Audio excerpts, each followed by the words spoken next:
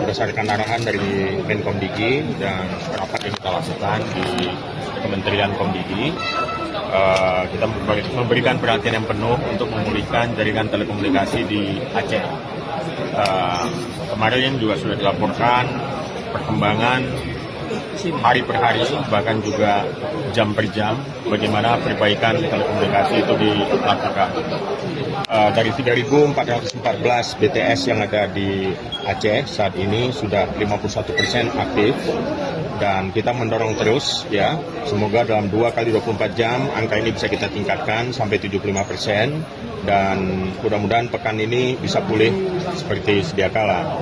Kendala yang kami temukan masih seperti pada hari-hari sebelumnya, yaitu berupa energi listrik dalam soal ini.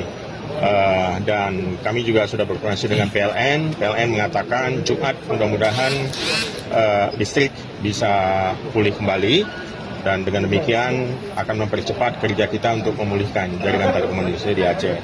Dan pemerintah memberikan perhatian penuh dan mengerahkan segala sumber daya yang ada ya untuk bisa memulihkan keadaan di Aceh pasca bencana banjir ini.